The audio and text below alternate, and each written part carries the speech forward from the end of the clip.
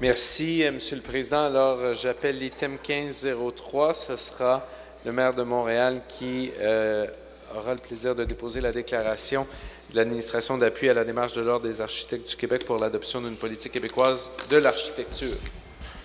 Monsieur le maire. Alors, merci, Monsieur le Président. Peut-être dans un premier temps, on devrait saluer les représentants dans les gradins pour cette déclaration. Donc, il y a de l'Ordre des architectes du Québec, Mme Nathalie Dion, présidente, M. Jean-Pierre Dumont, directeur général et secrétaire, Mme Nadine Bourgeois, directrice des communications et des affaires publiques, ainsi que Mme Christine Lantier, éditrice et agente de recherche. Du côté du bureau du design, donc Mme Marie-Josée Lacroix, chef d'équipe, qui est commissaire au design de la Ville de Montréal, ainsi que Caroline Dubuc. Et nous avons également la visite de M. Henrik Sternholm, architecte qui a initié la politique municipale de l'architecture de la ville de Vejle, au Danemark, et qui prendra la parole jeudi prochain au Forum pour une politique québécoise de l'architecture organisé par l'OAQ. Félicitations, bravo.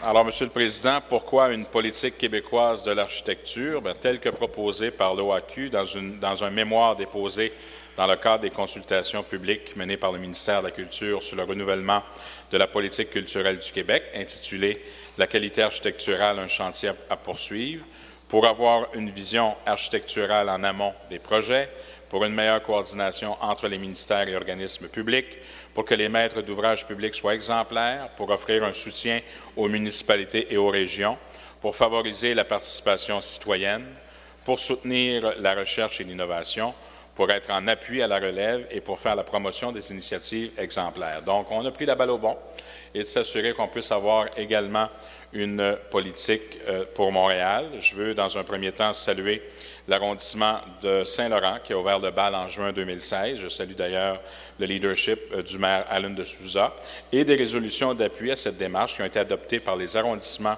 d'Anjou, Côte-des-Neiges, Notre-Dame-de-Grâce, La Salle, l'Île-Bizarre, Sainte-Geneviève, Montréal-Nord, Rivière-des-Prairies, Pointe-aux-Trembles, Rosemont-la-Petite-Patrie, Outremont, Plateau-Mont-Royal et le Sud-Ouest. Il y a eu plus de 500 participants qui ont été consultés par l'Institut du Nouveau Monde qui a remis son rapport de consultation en 2017. Alors évidemment, étant donné qu'on a en même temps aujourd'hui un statut de métropole et qu'il y a un réflexe Montréal, donc sur le plan architectural, on pense qu'il est important d'avoir aussi ce réflexe Montréal dans cette démarche, puis c'est ce qu'on fait aujourd'hui en demandant au Bureau du design de la Ville de Montréal d'entreprendre une démarche de concertation avec les organisations partenaires du milieu du design, les arrondissements et les services centraux, en vue d'élaborer les grandes lignes du chapitre montréalais de cette politique. Donc, la Ville de Montréal souhaite être un maître d'ouvrage exemplaire en appuyant cette démarche.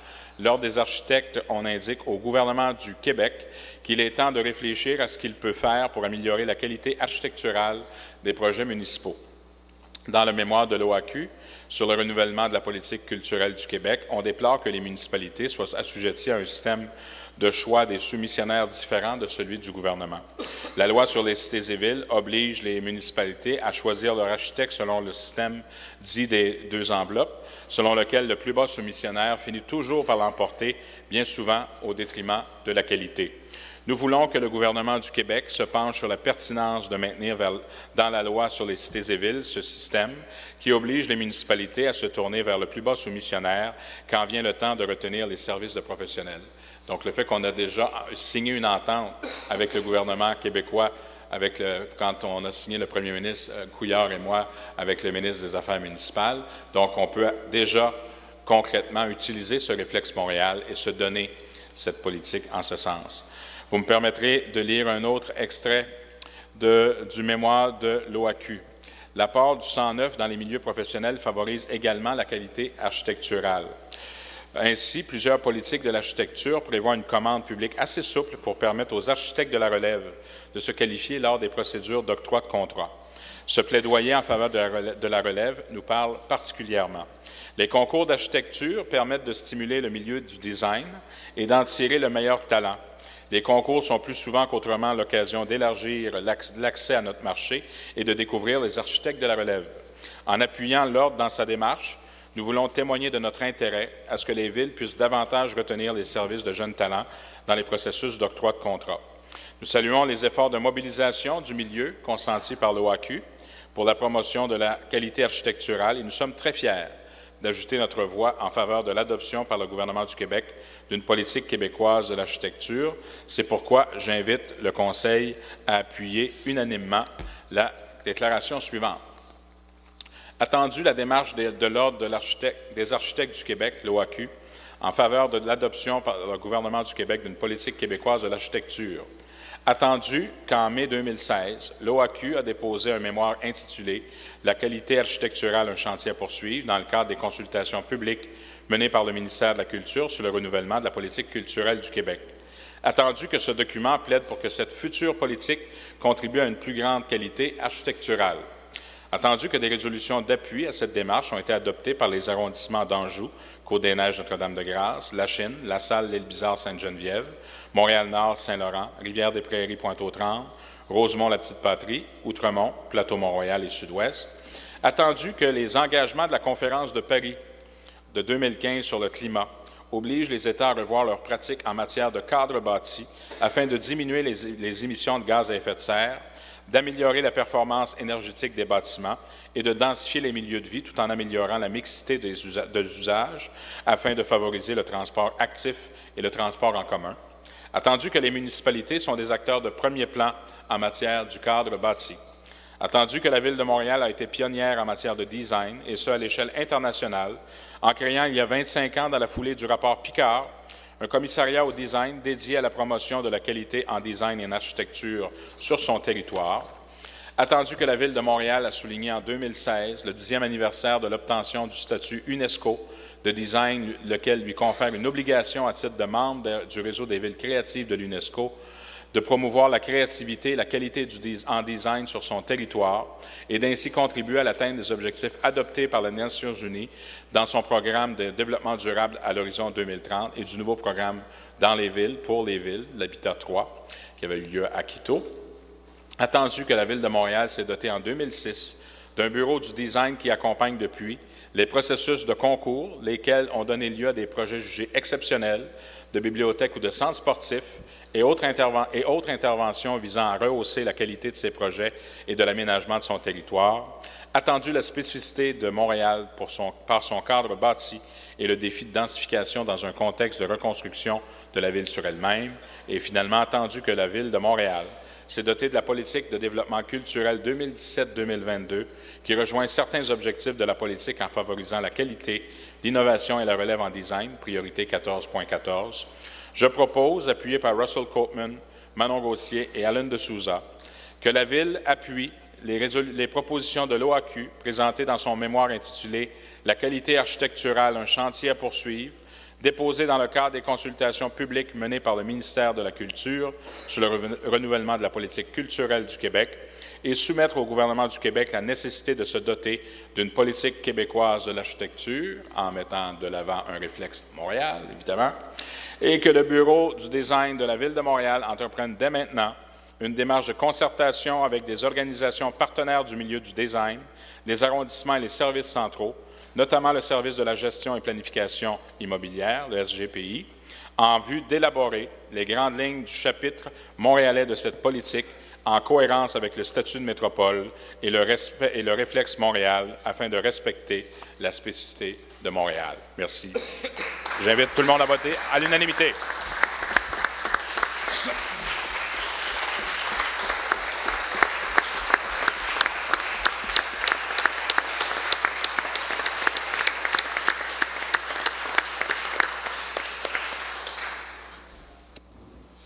Monsieur De Souza. Merci, Monsieur le Président. Monsieur le Président, hier soir, j'ai eu la chance de passer à l'église Notre-Dame-de-Bel-Amour dans un petit quartier-ville où, avec mes collègues à Rouchitilian, Francesco Mieli. On a eu l'occasion de voir un visionnement de la contribution de l'architecte Roger Dastus, qui a été l'architecte pour cette église, qui est vraiment une merveille en termes d'architecture religieuse, mais aussi qui, au cours de son carrière, a fait beaucoup pour le paysage de Montréal avec ses œuvres, avec les bâtiments, avec tout son talent au fil des ans. Et en regardant cette film, ce documentaire qui était présenté, ça m'a donné la raison, ça m'a inspiré pour pourquoi nous, ici au Conseil, on doit supporter cette résolution unanimement. C'est vraiment une très bonne nouvelle aujourd'hui. Merci, M. le maire, Mme Gauthier, M. Copeman et les autres personnes qui ont travaillé dans ce dossier-là. Mais en tant qu'élu montréalais, je suis très fier de faire partie de l'administration qui met l'architecture à la cœur de ses valeurs. Un conseil municipal, j'espère, qui va aussi adopter cette résolution, qui aussi met ça à cœur de nos valeurs. Je dois vous dire que c'est une suite logique, M. le Président, qui effectivement a commencé, comme le maire Coderre a dit, avec le rapport Picard, Laurent Picard, qui avait rédigé ça dans les années 80. Et par la suite, Montréal était précurseur en avoir un commissaire de design, dont, fait avec brio par Mme Marie-Josée Lacroix. Elle a vraiment été seule, mais par on sait qu'une personne peut changer des choses. On a vu avec Mme Lacroix comment elle est avancée et mis le design à la cœur de nos valeurs à Montréal. On a vu les bénéfices, pas juste local, mais aussi à l'étranger, à un niveau international de commerce design. Et je dois vous dire que c'était par la suite, ça donnait naissance à beaucoup d'autres actes qui étaient pris par la Ville de Montréal. Par exemple, en 2005, dans notre plan de développement économique de la Ville de Montréal 2005-2010, le design était reconnu comme un levier économique et en conséquence faisait partie de le développement économique de Montréal. En septembre 2005, dans le plan d'action de design, Ville de design, design en ville, c'était adopté et puis dans ce plan d'action, il y avait eu les volets des concours d'architecture qu'on commençait avec les bibliothèques dans le programme pour les bibliothèques, mais aussi que ça traduit par beaucoup d'autres bâtiments, des centres sportifs, le planétarium et j'en passe. Et ces efforts sur une base cumulée collective ont eu l'effet que nous amener vers la reconnaissance de Montréal en 2006 comme Montréal Ville UNESCO de design. On sait tous, on a passé 10 ans et ça a très, très bien servir notre ville, notre communauté. En 2009, on a eu la politique pour les bâtiments verts de la Ville de Montréal qui exigeait la certification environnementale LEED. Et encore, il y avait une convergence entre le design et la performance environnementale. Aujourd'hui, on peut être très fier d'avoir le planétarium, le centre de soccer à Saint-Michel, bibliothèque Marc Favreau, bibliothèque du Boisé, et j'en passe, il y a tellement. Et dans le domaine LEED, nous en avons plus que 55, sinon 60 projets qui sont là, mais chacun avec deux éléments importants, le design pour avoir la beauté, mais deuxièmement aussi la performance environnementale. Donc, c'est une occasion pour dire merci à la Conseil municipal de Montréal, merci aux arrondissements qui ont pris le temps de passer cette résolution qui nous a donné un certain momentum. Et aussi, j'invite tous les autres arrondissements qui n'ont pas encore passé la résolution en solidarité avec cette geste qu'on pose, nous posons aujourd'hui, de aussi, peut-être comme votre dernier geste, à votre dernière séance du conseil d'arrondissement qui viendra avant les élections, de aussi passer ça. Je remercie aussi les diverses villes à travers du Québec qui ont aussi embarqué. Le maire de Montréal, je suis persuadé, va avoir une ville qui est la plus belle au monde. Isn't that true, Mr. Mayor Coderre? You want a beautiful city, and you want a city to reflect your architecture. Functional, yes, but it's got to be inspiring, it's got to be beautiful, and a city with a beautiful architecture is a city with soul. So design the Design Montreal team gets an important mandate today. It's a resolution, but we also hope that mandate will not just deal with the chapter of Montreal, but it's the will of this council to have a broad with regard view with regard to design initiatives. And I just want to conclude very briefly, please. I want to say the timing is excellent. The 20th of September, we will have the Forum de OAQ pour une politique québécoise d'architecture, and this was where the bilan that was pronounced over 13 cities. To the other provinces in Canada, they are looking at this with some interest and excitement because they are inspired by what we are doing in Quebec. Et dernièrement, Monsieur le Président, Conclusion, le Monsieur Sommet D'Souza. mondial de design en octobre va tirer plus que 5000 professionnels et 1000 experts en octobre et je pense que ça va être un très bel message. Merci. Donc, merci. Merci.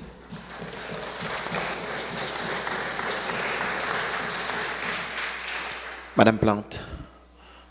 Merci beaucoup, Monsieur le Président. Alors, je serai brève. Tout d'abord, vous saluer, vous remercier d'être ici pour le dernier conseil. Je trouve que c'est un beau moment que de profiter du dernier conseil des élus pour que vous veniez nous visiter et qu'on puisse vous appuyer dans vos démarches. Dans cette démarche qui est importante. Et je vais dans le même sens que M. D'Souza. Je pense que tous les arrondissements devraient également suivre le pas pour faire, bien sûr, de l'architecture, du design et de l'urbanisme, quelque chose qui est partie prenante de toute réflexion, quelle qu'elle soit, en arrondissement et à la Ville de Montréal. Vous savez, votre rôle est très important. Dans la tournée que je fais à rencontrer les citoyens, les citoyennes dans leur cour arrière, dans leur cuisine, quand je les rencontre dans les parcs ou un peu partout, ce qu'ils me disent souvent, c'est que pour eux, Montréal, c'est une belle ville et ils sont très, très attachés aux édifices, surtout ceux qui ont été, ceux qui se démarquent au niveau architectural. La signature architecturale d'un bâtiment, les Montréalais, ça les touche énormément. Ça devient des marqueurs de temps, des marqueurs, pas d'espoir, mais d'espace.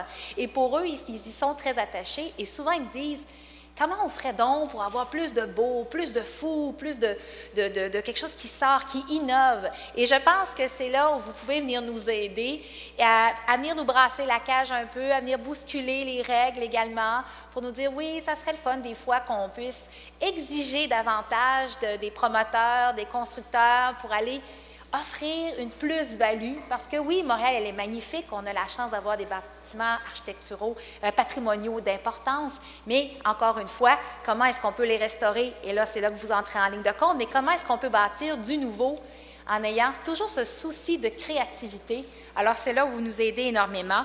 Pour moi, vous êtes une source d'inspiration, vous êtes des guides. Et d'ailleurs, je tiens personnellement à vous remercier parce que grâce à vous, on va pouvoir avoir une petite réflexion plus poussée, même en arrondissement, dans l'arrondissement de Ville-Marie, quant à l'accès au fleuve. Alors, je vous remercie infiniment. C'est quelque chose sur lequel vous vous êtes prononcé la semaine dernière. Merci. Et encore une fois, mais écoutez, continuez à faire ce que vous faites si bien, faire avancer la cause de l'architecture, de l'importance qu'elle a dans nos vies. Et je suis certaine que Montréal, en vous écoutant davantage, on sera encore plus, remarqué à l'international, mais ici, pour les Montréalais et les Montréalaises. Merci beaucoup. Merci, Madame Plante.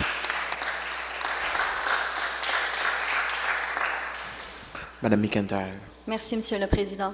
Notre ville est une ville qui est à la fois ancienne et moderne, à la fois belle et parfois délabrée, à la fois audacieuse et parfois terne. Et je trouve donc très intéressante cette démarche vers une adoption d'une politique québécoise de l'architecture. Je pense que la discussion est intéressante, la discussion est nécessaire et on espère que cette discussion-là va mener à un avenir pour Montréal qui va dessiner le Montréal qu'on souhaite pour nos enfants, qu'on souhaite pour les générations futures. Les éléments qui ont été soulevés, les éléments qui reviennent en architecture sont la créativité. Oui, la créativité, mais en même temps, la qualité, la solidité, l'utilité. Donc, entre la créativité, la beauté, il faut conjuguer ça en même temps avec l'utilité de la structure, la solidité et la qualité du bâtiment. J'ai trouvé intéressant aussi la référence aux engagements sur le climat. Il faut de plus en plus penser nos bâtiments en fonction d'un avenir qui va changer, qui va déterminer des changements dans nos comportements et il va falloir qu'on change nos comportements. Et nos comportements relèvent largement des structures qui nous entourent. Donc, quand on construit une ville pour l'automobile, on sait c'est quoi le résultat. Quand on veut construire pour un ère post-climatique, un ère de changement climatique, eh bien, il faut construire autrement. Et ça aussi, ça va avoir un impact énorme sur l'architecture et sur le visuel de notre ville. Alors, j'en dirai pas plus parce que je sais qu'on a déjà parlé longuement à ce sujet, mais je vous remercie tout simplement des travaux que vous faites dans ce sens, de la discussion très approfondie que vous êtes en train de mener à ce sujet et toutes les différentes considérations que cela implique et évidemment d'amener moi aussi mon appui à cette démarche. Merci. Merci, Madame McIntyre. Adopté.